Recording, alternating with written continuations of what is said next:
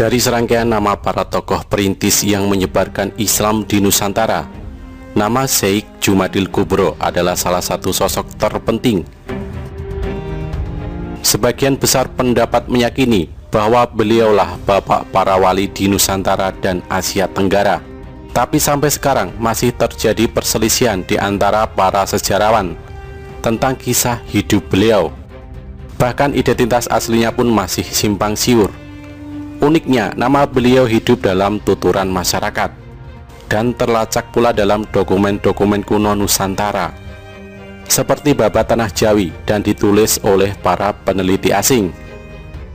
Salah satu masalahnya, belum ada satu bukti arkeologis yang cukup otentik untuk menyibak kabut identitas sosok yang bernama Syekh Jumadil Kubro, seperti makam atau prasasti. Alih-alih, makam beliau bertebaran cukup banyak di Pulau Jawa, bahkan sampai di Sulawesi. Semua makam-makam ini oleh penduduk setempat diyakini sebagai makam Syekh Jumadil Kubro dan masih tetap disiarai hingga hari ini. Di Semarang, sebuah makam tua yang terletak di antara Tambak dan Terboyo diyakini penduduk sebagai makam Syekh Jumadil Kubro. Demikian juga di Desa Tulgo di lereng Gunung Merapi terdapat juga makam yang diyakini sebagai makam Syekh Jumadil Kubro. Dan yang paling terkenal dan dianggap cukup otentik adalah makam di daerah Mojokerto, Jawa Timur. Terakhir, sebagian masyarakat juga meyakini makam Syekh Jumadil Kubro ada di Tosora, Kecamatan Majauleng, Kabupaten Wajo, Sulawesi Selatan. Di Wajo, Sulawesi Selatan, masyarakat setempat cukup meyakini makam tersebut sebagai makam Syekh Jumadil Kubro. Terlebih ketika makam ini pernah juga disiarai oleh Kiai Haji Abdurrahman Wahid. Hal ini juga diperkuat oleh penuturan sejarawan Martin van Braunesen yang mengatakan ada kemungkinan makam Syekh Jumadil Kubro yang asli justru terletak di Wajo, karena jejak terakhir dakwah beliau adalah di kawasan Kerajaan Goa. Tapi sayangnya, di antara sekian banyak makam tersebut di atas, tidak ada satupun bukti ataupun informasi arkeologis yang cukup akurat yang bisa dijadikan rujukan untuk melacak jejak dakwah Syekh Jumadil Kubro. Inilah salah satu hal yang membuat identitas beliau tetap samar. Bila ditilik dari namanya, menurut Martin van Braunesen yang dikutip oleh Agus Sunyoto, nama Jumadil Kubro sendiri adalah penamaan yang tidak lazim dalam kaidah bahasa Arab.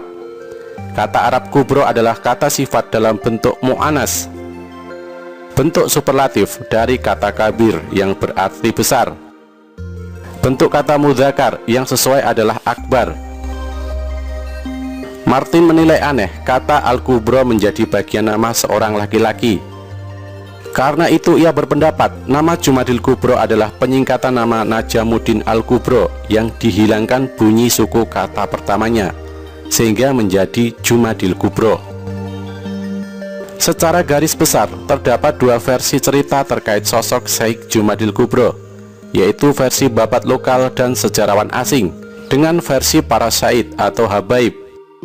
Kedua versi tersebut sengaja kita bedakan karena memiliki struktur narasi masing-masing yang kurang elok bila dicampur.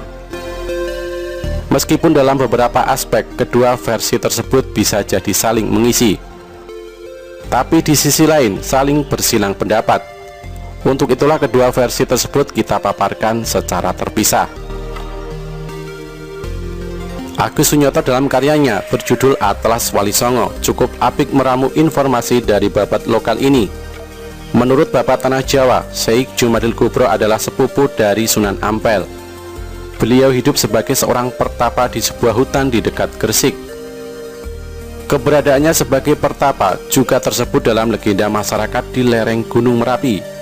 Dalam legenda tersebut dikatakan bahwa Syekh Jumadil Kubro adalah seorang wali asal Majapahit yang menjadi pertapa di hutan lereng Gunung Merapi.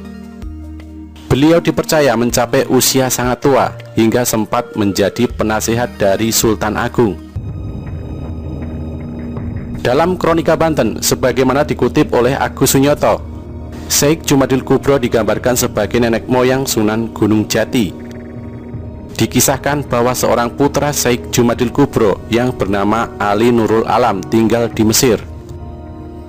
Ali Nurul Alam memiliki putra bernama Syarif Abdullah, yang kemudian memiliki anak bernama Syarif Hidayatullah, atau yang dikenal dengan Sunan Gunung Jati. Sementara itu, menurut Babat Tanah Cirebon, tokoh Syekh Jumadil Kubro dianggap sebagai leluhur Sunan Gunung Jati dan wali-wali lain seperti Sunan Bonang, Sunan Ampel, dan Sunan Kalijaga. Hal yang kurang lebih sama juga dituturkan dalam Kronika Gresik, di mana Syekh Jumadil Kubro dikatakan memiliki hubungan darah dengan Sunan Ampel dan tinggal di Gresik. Putra Syekh Jumadil Kubro yang bernama Syekh Maulana Ishaq dikirim ke Blambangan untuk melakukan islamisasi di sana. Sebagaimana diketahui, Syekh Maulana Ishaq sendiri merupakan ayah dari Sunan Giri. Dengan kata lain, Syekh Jumadil Kubro adalah kakek dari Sunan Giri.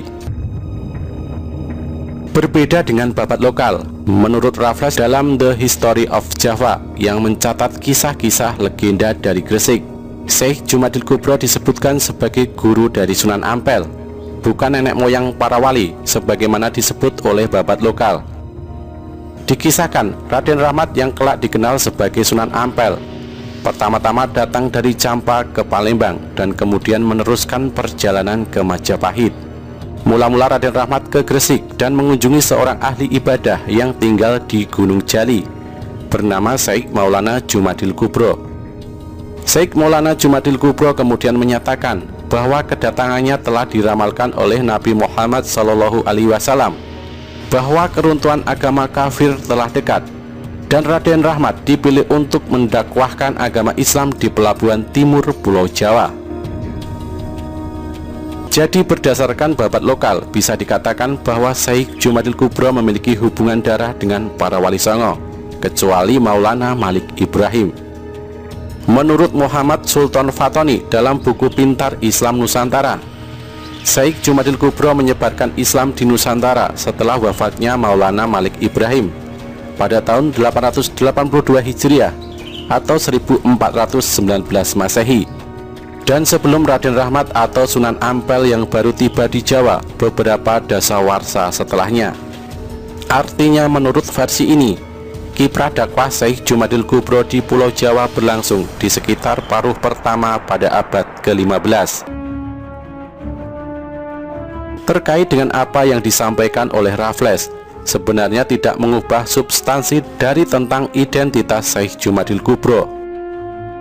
Sekurang-kurangnya kita bisa memaknai bahwa selain bapak para wali, Syekh Jumadil Kubro merupakan sumber ilmu keislaman di Nusantara. Sebagaimana sejarawan sepakati bahwa dakwah Islam di Nusantara, khususnya yang dibawa para wali, bercorak khas, sangat damai, adaptif dengan kebudayaan setempat, dan kental tradisi tasawuf. Bukan tidak mungkin karena narasi ilmu para pendakwah di Nusantara bersumber dari satu tradisi atau mungkin dari satu orang.